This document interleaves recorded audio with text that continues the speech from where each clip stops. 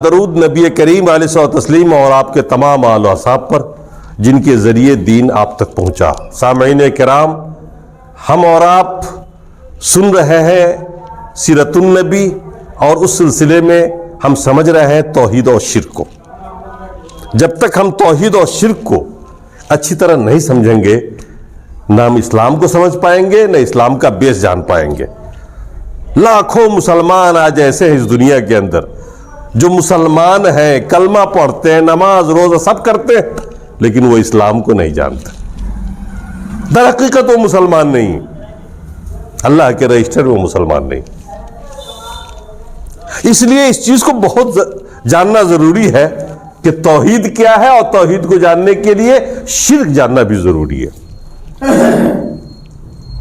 یہ ہمارے نوجوان لوگ اپنی نوجوانی کی قدر نہیں کرتے ہیں کیونکہ انہوں نے بڑھاپا دیکھا نہیں ہے۔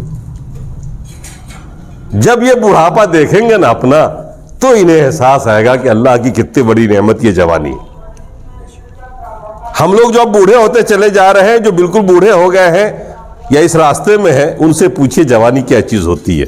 اب بیمار ہی جانتا ہے کہ صحت کتنی بڑی نعمت ہے، اور صحت مند اگر بیماری سے نکل گیا ہو تو پھر اسے اس بات کا احساس ہوتا ہے کہ اللہ نے جو صحت دی ہے وہ کتنی بڑی بات ہے۔ تو اس لیے کبھی بھی رات کو سمجھنا ہو، دن کو سمجھنا پڑے گا۔ میں آپ کے سامنے بات بار بار رکھ چکا ہوں کہ مشرکین مکہ سے اللہ کے رسول اور مسلمانوں کا 3 باتوں پر بنیادی اختلاف تھا۔ مکے میں جو سنگھرش چل رہا تھا، اللہ کے رسول کی جو مکی زندگی ہے، اس 13 سال میں جو سنگھرش چلا، اس کی بنیاد صرف 3 باتیں تھیں۔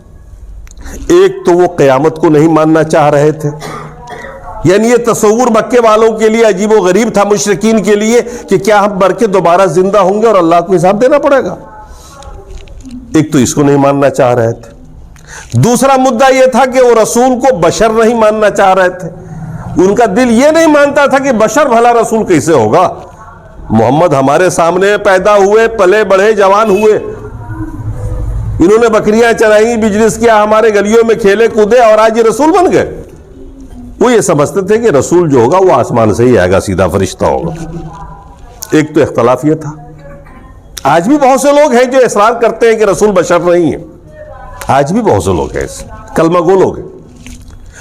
تیسرا جو مدعا تھا، بنیادی اختلاف جو تھا، وہ توحید پر تھا کہ اللہ کے رسول دعوت دیتے تھے توحید عبادت کی، لا الہ الا اللہ، ساری عبادتوں کو ایک اللہ کے ساتھ خاص کرنے کی دعوت دیتے تھے کہ اللہ کے علاوہ کسی کی عبادت نہیں ہو سکتی، کسی قسم کی عبادت، چاہے وہ نماز ہو، روزہ ہو، حج ہو، زکوٰۃ ہو، چاہے وہ دعا ہو، چاہے وہ طواف ہو، چاہے وہ نذر و نیاز ہو، چاہے وہ مجاورت و اعتکاف ہو،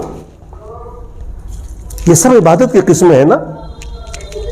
2 روپے بھی اگر دینا ہے تو اللہ کے نام پہ دینا ہے، اور اللہ کے لیے دینا ہے، بزرگوں کے نام پہ نہیں دینا ہے، بزرگوں کے لیے نہیں دینا ہے، ورنہ بزرگوں کی عبادت ہوگی۔ وہ بھیک مانگنے والے آپ کے پاس آتے ہوں گے، اللہ کے نام پر دے دو۔ کوئی آتا ہوگا غوث پاک کے نام دے دو، کوئی آتا ہوگا غریب نواز کے نام پہ دے دو، داتا جی کے نام پہ دے دو۔ اگر آپ نے اللہ کے علاوہ کسی اور کے نام پر دیا تو آپ نے اس کی عبادت کی، جبھی تو دے رہے ہیں۔ یہ شرک ہے، کیونکہ 2 روپے خرچ کرنا اللہ کی راہ میں عبادت ہے نا۔ یہ عبادت کس کے لیے ہوگی؟ اللہ کے لیے ہوگی نا۔ اگر اللہ کے علاوہ کسی اور کے نام پر آپ دے رہے ہیں تو اس کی عبادت کب کر رہے ہیں؟ عبادت کی جتنی بھی قسمیں ہیں، اسلام یہ چاہتا ہے کہ اس کو آپ خاص کریں اللہ کے ساتھ۔ عبادت چھوٹی ہو، بڑی ہو، واجب ہو، فرض ہو، سنت ہو، مستحب ہو، وہ ساری کے ساری اللہ کے ساتھ خاص ہے۔ یہ ہے اسلام، اور اس پر چلنے والے مسلمان، اس کو ماننے والے مسلمان۔ اس کے علاوہ جو لوگ تصور رکھتے ہیں کہ ایک اللہ کی بھی عبادت بھی ہو اور تھوڑا تھوڑا یہ بھی ہوتا رہے، یہی شرک ہے، یہی شرک ہے۔ اللہ کے انکار کے ساتھ اگر کوئی کسی کی عبادت کرتا ہے تو کفر ہوگا۔ اللہ کے ساتھ ساتھ کسی کی عبادت کر رہا ہے، اللہ کی بھی کر رہا ہے، غیروں کو بھی کر رہا ہے، یہ ہے شرک۔ تو میں بتانا چاہ رہا ہوں کہ تیسرا جو مدعا تھا بنیادی طور پر جو آج تک یہ اختلاف توحید اور شرک کے اندر ہے، یعنی ایک مسلمان اور غیر مسلم کے بیچ میں آج تک جو بنیادی اختلاف ہے وہ اس بات پر ہے کہ عبادت صرف اللہ ہی کے لیے خاص ہے یا اللہ کے ساتھ اور بھی ہو سکتے ہیں۔ یہی اختلاف مشرکین مکہ کے ساتھ تھا۔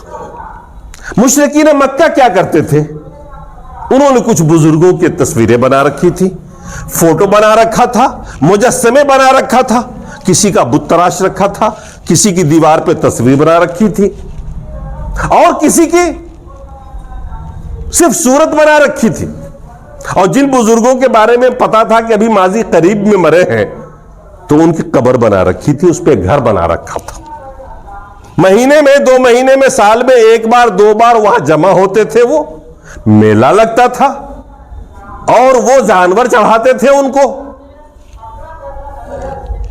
قربت کی نیت سے، تقرب حاصل کرنے کے لیے، اور اس سارے کاموں کو وہ عبادت جان کر کرتے تھے، مان کر کرتے تھے، اور کہتے تھے کھلم کھلا۔ اللہ تبارک و تعالیٰ نے ان کی بولیوں کو، ان کے عقیدے کو قرآن میں جگہ دیا۔ یہ بات جو آج میں کہہ رہا ہوں 1400 سال کے بعد آپ کہہ سکتے ہیں کہ یہ الزام لگا رہے ہیں آپ؟ آئیے قرآن کو دیکھتے ہیں۔ جب ان کو اللہ کے رسول نے ان کاموں سے روکا تو انہوں نے کیا جواب دیا تھا مشرکین مکہ نے؟ ان کے جملوں کو اللہ نے رکھا قرآن میں تاکہ آج آپ جان سکیں۔ انہوں نے کہا تھا ما نعبدهم الا ليقربونا الى الله زلفى، ہم ان بزرگوں کی عبادت صرف اس لیے کرتے ہیں تاکہ یہ ہمیں اللہ سے قریب کر دیں، ہمارے اور اللہ کے بیچ میں یہ وسیلہ بن جائیں۔ ایک تو وسیلے کا تصور تھا، مشرکین مکہ کا تصور یہ تھا کہ یہ بزرگان دین، یہ لات، یہ حبل، یہ عزا، ود، سوا، یغوث، یعوق، نصر، ابراہیم و اسماعیل، جن کی بھی تصویریں بنا رکھی تھی انہوں نے، یا جن کی قبریں بنا رکھی تھی، جن کا وہ اعتکاف کرتے تھے، جن کی مجاورت کرتے تھے، جہاں جا کر گھنٹوں لون لگا کر بیٹھتے تھے مراقبے میں، جہاں وہ جانور پیش کرتے تھے۔ کیوں کرتے تھے یہ سب کچھ؟ صرف اس لیے کہ یہ بزرگ ہیں، اللہ والے لوگ ہیں، یہ ہمیں اللہ سے قریب کر دیں گے، ہمارے لیے وسیلہ بن جائیں گے، ہمارے لیے شفاعت کریں گے، سفارش کریں گے۔ ہم جب ان سے بیٹا مانگنے آئیں گے اللہ سے دعا کر کے ہمیں بیٹا دلوا دیں گے، ہم شفا مانگنے آئیں گے اللہ سے شفا دلوا دیں گے، ہم روزی مانگنے آئیں گے دلوا دیں گے، ہم مال مانگنے آئیں گے یہ مال دلوا دیں گے۔ بس یہ تصور تھا۔ 2 باتیں تھیں، ایک تو ان کے دماغ میں یہ چل رہا تھا کہ کوئی نہ کوئی وسیلہ تو چاہیے نا، اللہ اتنا بڑا ہے، ہم گنہگار ہیں، ہم بھلا کیسے پہنچ سکتے ہیں؟ بیچ میں ایک مادھیم تو چاہیے نا جو ہم کو پہنچائے، جو پہنچا ہوا ہو وہاں تک۔ اس کے لیے یہی بزرگان دین، انہوں نے صاف کہا۔ بس میں دیکھتا ہوں کہ پہلے کے مشرک بڑے اچھے لوگ تھے، وہ بالکل اقرار کر لیتے تھے، جو ان کے دل کی بات تھی زبان پر لاتے تھے۔ آج کے لوگ اس کا اقرار نہیں کرتے، شرک کرتے، اقرار نہیں کرتے، وہ اقرار نہیں کرتے کہ ہم اس لیے کر رہے ہیں، وہ اقرار کرتے تھے۔ کیا کہا انہوں نے؟ ما نعبدهم الا ليقربونا الى الله زلفى، ہم تو اس لیے عبادت کرتے ہیں کہ یہ ہمیں اللہ سے قریب کرتے ہیں۔ ایک دوسری آیت میں ان کا عقیدہ بیان کیا اللہ نے، وَيَعْبُدُونَ مِن دُونِ اللَّهِ مَا لَا يَضُرُّهُمْ وَلَا يَنْفَعُهُمْ وَيَقُولُونَ هَؤُلَاءِ شُفَعَاؤُنَا عِندَ اللَّهِ۔ اللہ نے فرمایا دیکھو ان مشرکین مکہ کو، یہ اللہ کے علاوہ اوروں کی بھی عبادت کرتے ہیں اور ایسوں کی عبادت کرتے ہیں جو نہ انہیں نفع پہنچا سکتے نہ نقصان پہنچا سکتے۔ یعبدون من دون اللہ، ایسوں کی کرتے ہیں، لا یضرهم ولا ينفعهم، جو ان کو نہ ضرر پہنچا سکتے، نقصان پہنچا سکتے، نہ ان کو فائدہ پہنچا سکتے۔ وہ یقولون، اور کہتے ہیں، ہؤلاء شفعاؤنا، یہ تو ہمارے لیے سفارشی ہے اللہ کے۔ گویا مشرکین مکہ کے عقیدے کے پیچھے یہ 2 وجہ تھیں، ایک تو وسیلہ بناتے تھے بزرگوں کو، یعنی ان بتوں کو پوجنے کی وجہ یہ تھی کہ ایک تو وہ وسیلہ سمجھتے تھے کہ یہ ہمیں اللہ سے قریب کریں گے، ہمارے لیے وسیلہ بن جائیں گے، اور دوسرا تصور تھا شفاعت کا کہ یہ ہمارے لیے شفاعت کریں گے، سفارش کریں گے اللہ کے پاس، یہ ہمیں جنت میں لے جائیں گے۔ آج بھی کئی لوگ مجھ سے کہہ دیا کرتے ہیں ہم تو آپ کا دامن پکڑ لیں گے۔ کیا مطلب ہوتا ہے اس کا؟ ہم لوگ پہلے کے زمانے میں کہا کرتے تھے کہ دامن پکڑ کے مچل جائیں گے، دامن پکڑ کے مچل جائیں گے، آج بھی نعرہ لگتا ہے فلاں کا دامن نہیں چھوڑیں گے، فلاں کا دامن نہیں چھوڑیں گے، وہ لگتا ہے ہم لوگ بھی اسی تصور میں تھے، یہی سمجھتے تھے دامن ہی نہیں چھوڑیں گے، ان کے ساتھ ساتھ تو ہم جائیں گے، وہ تو ہیں ہی جنتی۔ اب جب حدیث میں ہم نے پڑھا اور پڑھایا طالب علموں کو، وہ حدیث آئی، اللہ کے رسول نے فرمایا قیامت میں سارے لوگ برہنہ اٹھائے جائیں گے، مرد عورت برہنہ اٹھائے جائیں گے، دامن ومن نہیں ہوگا وہاں۔ پکڑیں گے کس کو؟ کیا پکڑ میں آئے گا؟ تو ہمیں حیرت ہوئی کہ بھیا یہ چلایا بھی تو اتنا ڈپلیکیٹ چلا دیا، بھئی دامن پکڑیں گے ہوگا تو نا، جب ہے ہی نہیں آپ پکڑیں گے کیا؟ تو یہ سب بیکار کی باتیں ہیں۔ اللہ کے رسول نے یہی سمجھانا چاہا، یہی سمجھایا مشرکین مکہ کو۔ اور شفاعت ایسے نہیں ہوتی ہے کہ آپ کے پیر صاحب آئے اور آپ کو پکڑ کے ہاتھ جنت میں لے کے چلے گئے، جیسے اپنی بنائی ہوئی جنت ہے کیا؟ اللہ نے فرمایا قرآن کے اندر آیت الکرسی میں، سب لوگوں کو یہ آیت یاد ہوگی، من ذا الذی یشفع عندہ الا باذنہ، کون ہے جو اس رب کے سامنے میں کھڑا ہو جائے کسی کی شفاعت کرنے کے لیے اس کی مرضی کے بغیر؟ اللہ کی مرضی کے بغیر اللہ اجازت نہ دے اور کوئی نبی یا ولی یا کوئی بزرگ کھڑا ہو جائے کہ صاحب یہ میرے خاندان کے لوگ ہیں، یہ میرے دوست ہیں، یہ میرے احباب ہیں، یہ میرے چائے پلانے والے، ناشتہ کرانے والے، دعوت دینے والے لوگ ہیں، نذرانہ دینے والے لوگ ہیں، ان کو لے چلیے جنت میں، ہے کسی کے پاس؟ انبیاء کرام کا حال کیا ہوگا اس دن؟ اس میدان محشر میں نبیوں کا کیا حال ہوگا؟ آپ نے پڑھا ہوگا اور سنا ہوگا، نبی کہاں پر رہے ہوں گے، اور ہم جیسے اور آپ جیسے لوگ دامن پکڑے ہوئے۔ یہی شفاعت والے، یہی تصور ان کا بھی تھا مشرکین مکہ کا، کیونکہ کہیں نہ کہیں وہ بھی مسلمان کے اولاد تھے نا، دین ابراہیمی میں تھے، ابراہیم علیہ السلام کا اثر تھا تو ان کے اوپر عقیدے پر نا، اس لیے وہ اللہ کو مانتے تھے، سب کچھ مانتے تھے، لیکن بزرگ پرستی کرتے تھے، شخصیت پرستی کرتے تھے، کسی نہ کسی شخص سے اپنے آشا لگائے بیٹھے تھے، جو آج بھی بڑی تعداد میں کلمہ گول لوگ جو ہے مسلمان کہلاتے ہیں، اور ان کا بھی یہی تصور سیم چل رہا ہے، اور اسی طرح کے اعمال چل رہے ہیں،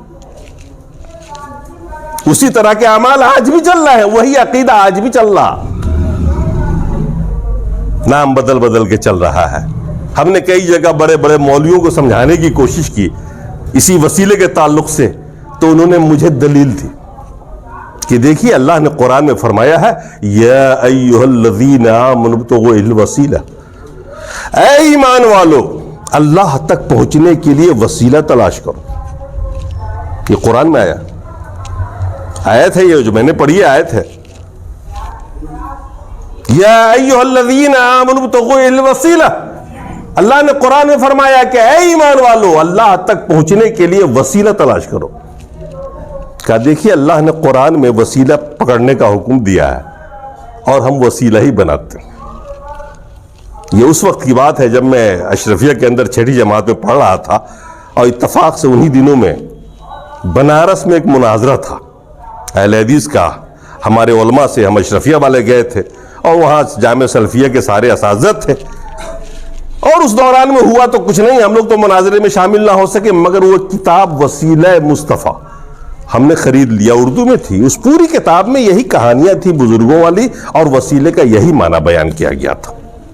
ہمارا عقیدہ تھوڑا اور پختہ ہوا، لیکن اللہ کو جب ہدایت دینی ہوتی ہے نا، تو میں نے ایک دن سوچا ایسے بیٹھے بیٹھائے کہ میں تو عربی کی تفسیریں پڑھتا ہوں، قرآن کی اس آیت کی تفسیر ذرا عربی میں دیکھ لیتے ہیں۔ مدارک شریف ایک حدیث تفسیر ہے قرآن کی، حالانکہ وہ ہمارے حنفیوں کی ہی ہے، لیکن ہم لوگ کورس میں وہی چل رہا تھا، تو ہم نے حافظ صاحب سے پتہ پوچھا کہ یہ آیت کس پارے میں اور کس صورت میں ہے، اور ہم نے اٹھایا تو دیکھا لکھا ہے ابتغوا الیہ الوسیلہ، وسیلہ کی تفسیر کی ہے ای العبادات، وسیلہ تلاش کرو کا مطلب عبادت کے ذریعے اللہ کا قرب اپناؤ۔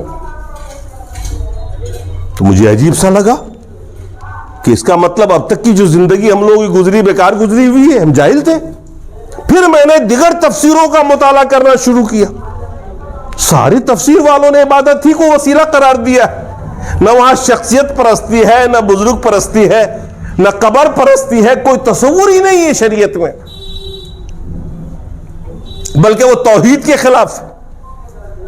اور جب میں نے اس کو حدیث میں تلاش کرنا شروع کیا تو پھر تو وسیلہ مشروعہ، شریعت میں جو وسیلہ ہے اس کی تفصیل بھی ملی، اور ممنوع وسیلہ کی بھی تقسیم بتائی گئی کہ ممنوع وسیلہ کیا ہے، جن وسیلوں سے روکا گیا ہے، یا جو وسیلہ شرک ہے، یا جو وسیلہ کفر اور ناجائز ہے، سب کی تفصیل آئی میرے سامنے میں۔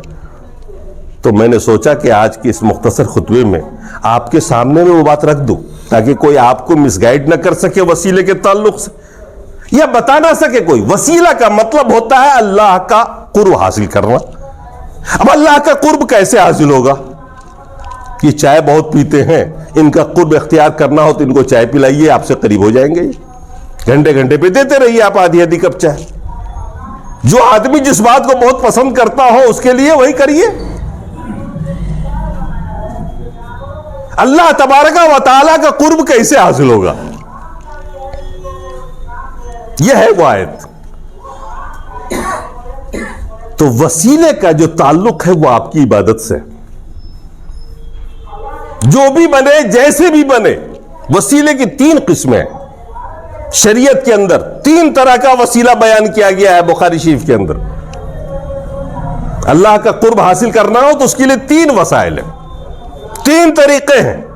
ایک تو وہ جو قرآن میں اللہ نے فرمایا وَلَهُ الْأَسْمَاءُ الْحُسْنَى فَادْعُوهُ بِهَا، اللہ کے اچھے اچھے نام ہیں۔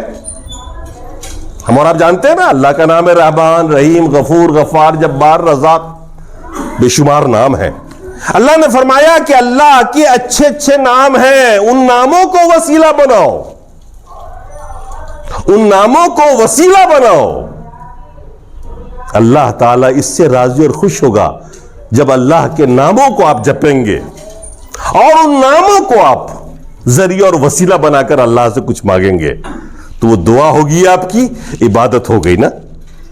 اور اللہ کے ناموں کو یاد کرنا، اس کے ناموں کو بولنا،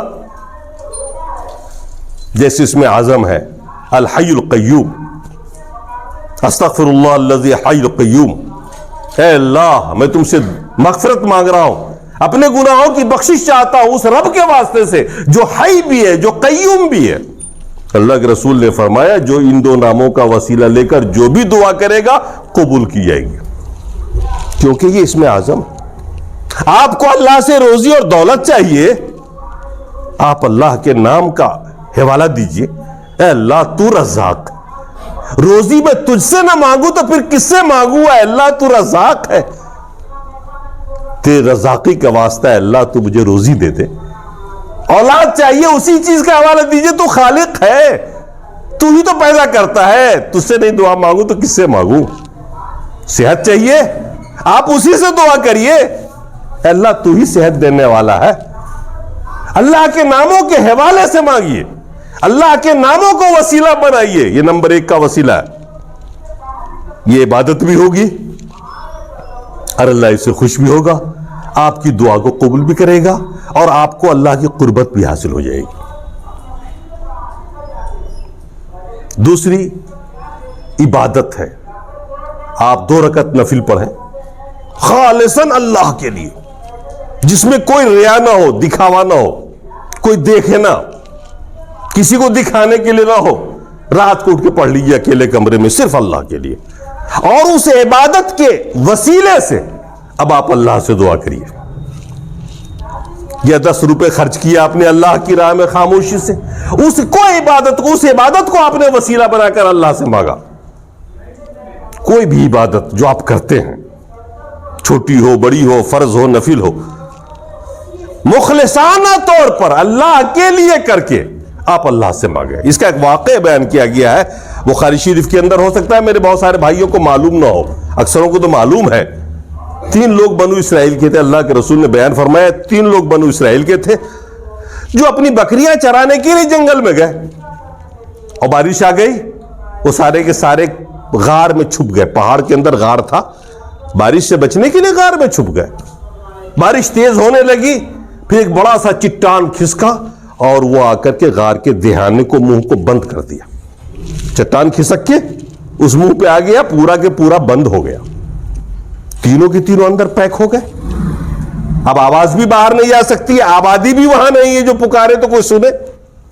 تینوں زندگی سے مایوس ہو گئے. پھر تینوں نے آپس میں میٹنگ کی, مشورہ کیا کہ بھئی اللہ کی عبادت اگر کسی نے مخلصانہ طور پر کی ہو تو اس کو وسیلہ بنا کر اللہ سے دعا کرو.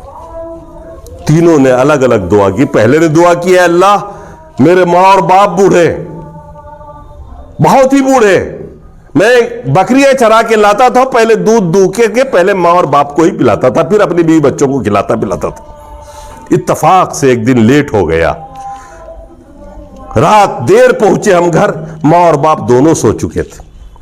دودھ دوہنے کے بعد کٹورا لے کے ماں اور باپ کے پیتانے کھڑا ہو گیا, جگا نہیں سکا ان کو, کیوں ان کی آرام میں خلل نہ پڑ جائے. بچے ہمارے بھوک سے لوٹ رہے تھے, پیروں میں دودھ مانگ رہے تھے, لیکن میں نے کسی کو نہیں دیا جب تک کہ میرے ماں اور باپ بیدار نہیں ہوئے خود سے. اور پھر ان کو پہلے دودھ پلایا, اس کے بعد اپنی بیوی بچوں کو پلایا, خود پیا. اے اللہ یہ کام جو میں نے کیا صرف تیری رضا حاصل کرنے کے لیے کیا تھا. اپنی زندگی میں یہ کام جو میں نے کیا تھا صرف تیری رضا کے لیے, تیری بات مان کر. اگر واقعی میں مخلص ہوں اللہ میں اپنے کام میں, میری نیت ٹھیک تھی تو میری عبادت کو قبول کر رہا ہے, کر چکا ہے, تو اس عبادت کے واسطے سے اے اللہ تجھ سے سوال کرتا ہوں اس مصیبت سے نجات دے, چٹان کو ہٹا دے. اللہ نے دعا قبول کی. چٹان تھوڑا سا کھسک, لیکن نکل تو نہیں سکتے تھے اس سے باہر. اب دوسرے کی باری تھی. دوسرے نے کہا میں نے بھی زندگی میں ایک کام تو کیا ہوا ہے مخلصانہ. ایک مزدور میرے یہاں مزدوری کر رہا تھا, مزدوری کرنے کے لیے آیا, ایک روز کی مزدوری تھی اس کی, چھوڑ کے چلا گیا مزدوری لیے بغیر. لیکن 20 سال کے بعد جب وہ لوٹ کر میرے پاس آیا اپنی مزدوری کے لیے, تو اس کی مزدوری سے میں نے بزنس کر دیا. وہ مزدوری جو چھوڑ کے گیا تھا, میں نے اسے بکری خرید دی, اور بکری سے کتنی بکریاں ہوئی, پھر گائے خرید دی, نوکر بھی رکھ دیا. 20 سال کے بعد جب وہ لوٹ کر آیا میرے پاس کہ صاحب وہ ایک روز کی مزدوری میری چھوٹ گئی تھی, اگر آپ دیتے میرے بچے بھوکے مر رہے ہیں کھا لیتے. تو اس آدمی نے کہا کہ یہ ساری گائیں بکریاں یہ نوکر سب تمہارا.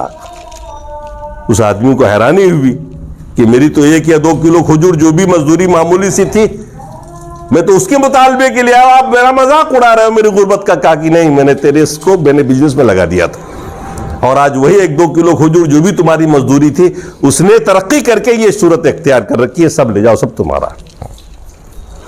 اب وہ اللہ سے دعا کیا, اللہ میں نے وہ عمل جو کیا تھا وہ خالص تیری رضا حاصل کرنے کے لیے کیا تھا. اللہ تو نے اگر میرے اس عمل کو قبول کیا ہے تو آج اس عمل کے واسطے سے میں دعا کرتا ہوں اے اللہ تو مجھے نجات دے دے.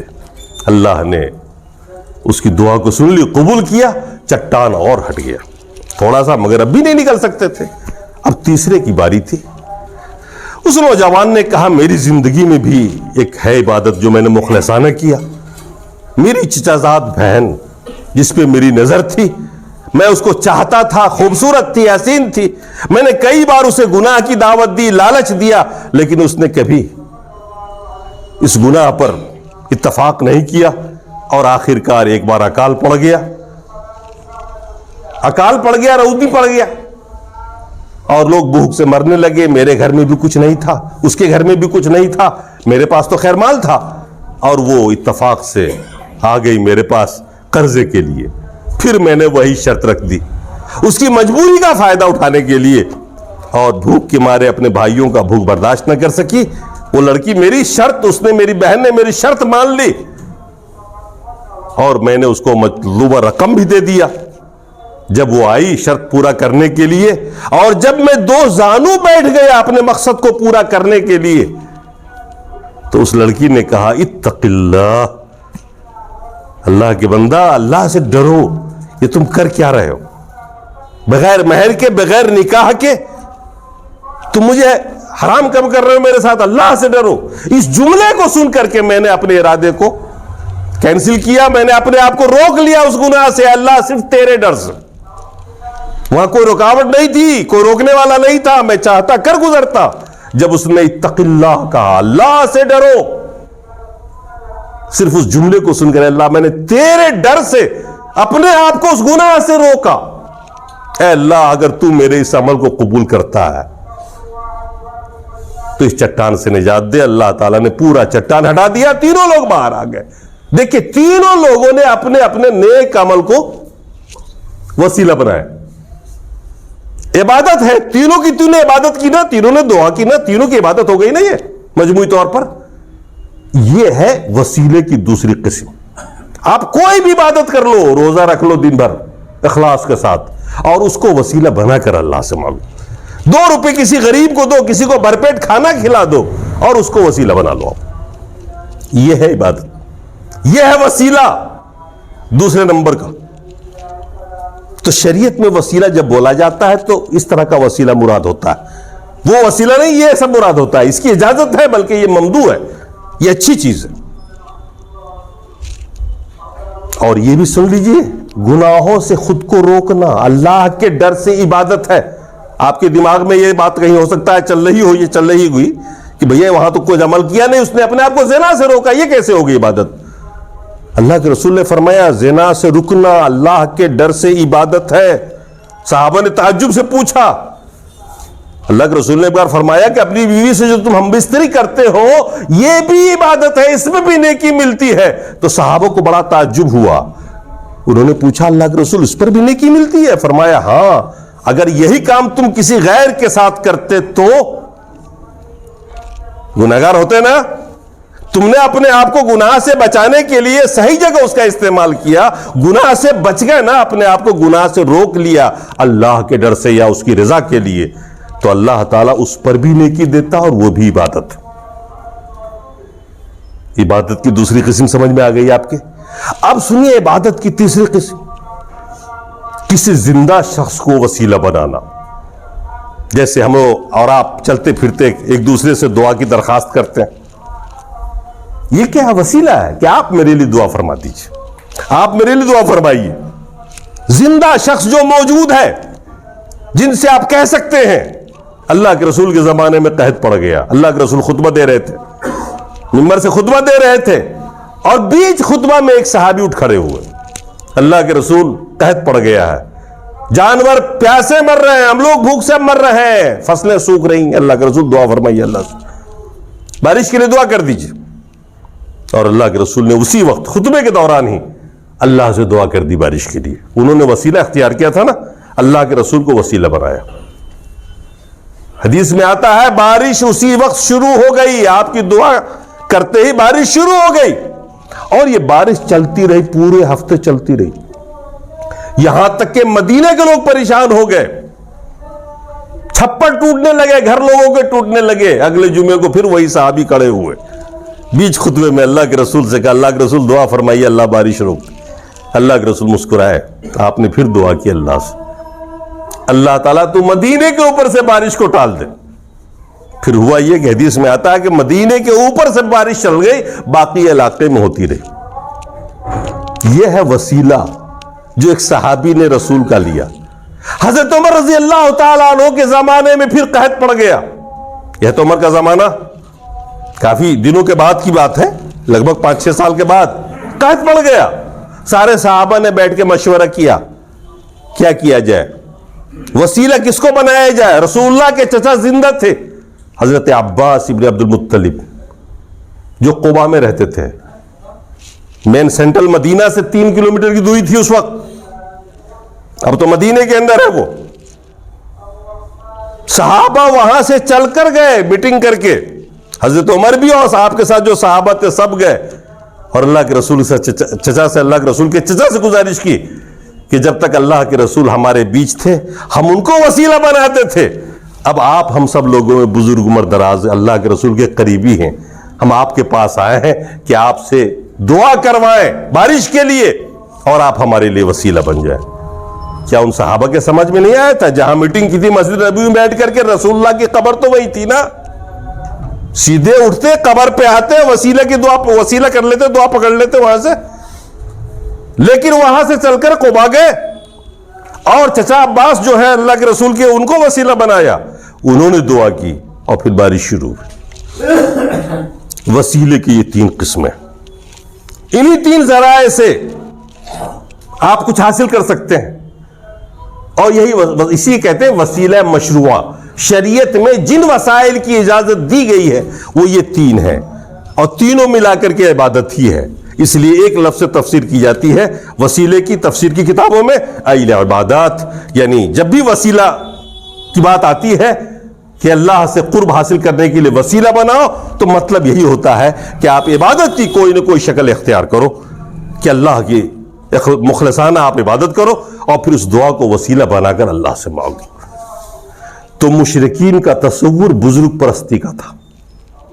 بزرگوں کا فوٹو تصویر بنا کر یا بزرگ قبر پر وہ اعتکاف کرتے تھے، مجاورت کرتے ہیں، اس کو مجاورت کہتے ہیں آج کے زمانے میں.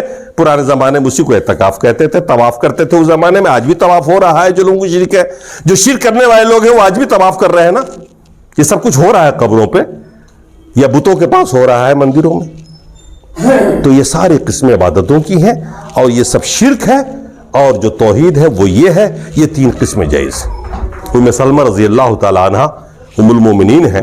اللہ کے رسول سے ایک بار گزارش کی تھی انہوں نے کہ اللہ کے رسول، ہم نے دیکھا ملک شام کے اندر کہ لوگ بڑے بڑے لوگوں کو سجدہ کرتے ہیں. اللہ کے رسول، آپ زیادہ حقدار ہیں اس بات کے کہ آپ کا سجدہ کیا جائے. تو اللہ کے رسول نے فرمایا تھا، وہ حدیث میں نے آپ کے سامنے میں رکھی، کہ دیکھیے شرک میں ہوتا کیا ہے. وہ لوگ جو پہلے نبی کے ماننے والے تھے، کرنے کیا لگے تھے؟ وہ لوگ اپنے نبیوں کی تصویریں بنا بنا کر کے ملک شام میں پوجا کرنے لگے تھے، اور دراصل اسی کی نقالی مکے میں ہوئی تھی. تو اللہ کے رسول نے فرمایا تھا یہ بات سننے کے بعد، اولئک قوم، وہ ایسے لوگ ہیں. عیسائیوں کے بارے میں کہا تھا اولئک قوم، ملک شام میں رہنے والے جو اس وقت کے لوگ تھے، وہ ایسے لوگ ہیں اذا ماتوا فیہم العبد الصالح، کہ جب ان میں کوئی نیک آدمی مر جاتا ہے نا، کوئی نیک آدمی مر جاتا ہے، کوئی نیک مرد مر جاتا ہے، بنو والا قبر ہی مسجدہ، تو ان کے قبر کے قریب وہ مسجد بنا لیتے ہیں، اس تصور کے ساتھ کہ یہاں نماز زیادہ مقبول ہوگی. بنو والا قبر ہی مسجد ثم صوروا فی تلک الصور، اور پھر ان مسجدوں میں ان بزرگوں کی تصویر لگا لیتے ہیں تاکہ مزہ آئے عبادت کرنے میں بزرگ کو دیکھ دیکھ کر کے. اللہ کے رسول نے فرمایا اولئک شرار الخلق، بدترین مخلوق ہے وہ. کیا کہا؟ بدترین مخلوق ہے. اور بدترین مخلوق کون ہو سکتا ہے مشرک کے علاوہ؟ آپ سوچ لو، مخلوقوں میں سب سے بدتر مخلوق کون ہے؟ مشرک، جو اللہ کے ساتھ شرک کرتا ہو. اس سے بدتر کوئی مخلوق نہیں ہے. باقی جو مخلوق ہیں، جانور، ان میں سے کوئی شرک کرنے والا نہیں ہے. یہ بہتر مخلوق ہے، یہ بدتر نہیں ہے. بدتر مخلوق تو وہ ہے جو اللہ کی روزی کھا رہا ہے، اس کی نعمتیں کھا رہا ہے، اس کی صحت سے فائدہ اٹھا رہا ہے، اس کی دولت سے اٹھا رہا ہے، اور پھر بھی شرک کر رہا ہے اس کے ساتھ. سوچیے آپ، اس سے بڑی بے ایمانی کیا ہو سکتی ہے کہ اپنے خالق، اپنے مالک کے ساتھ غداری کی جائے. یہ بدترین مخلوق ہے جو شرک کرتے ہیں، چاہے وہ کسی بھی طریقے کرتے ہیں. تو آج کے اس خطبے میں آپ نے توحید کو سمجھا ہوگا، شرک کو سمجھنے کے ساتھ ساتھ، اور امید ہے کہ آپ اب اچھی طرح موحد ہوں گے.